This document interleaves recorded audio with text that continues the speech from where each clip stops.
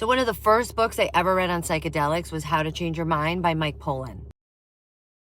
And it completely changed my perspective. At the time, I didn't know anything about psychedelics, which honestly probably was for the best. I only knew what most of us were taught. They were dangerous. You gotta be reckless to take that. And I definitely never knew that they had medical value. But this book made me realize something much deeper. And it made me question everything. It made me question psychiatry. It made me question what we think we know about the brain. It made me question why certain treatments were buried for decades. And not because they didn't work, but because of politics. It's always about politics, guys. This book doesn't promote anything. It kind of explains the story and the profound psychological effects that these compounds can have, especially with people suffering from depression, PTSD, and addiction. What psychedelics appear to do, what psilocybin appears to do, is break those habits of thought. It's kind of a solvent. And so that it shakes things up in a way that makes the brain more plastic, more able to learn new patterns, because this is essentially people stuck in old patterns. And the most beautiful metaphor of this I heard from a neuroscientist. He said, think of your mind as a hill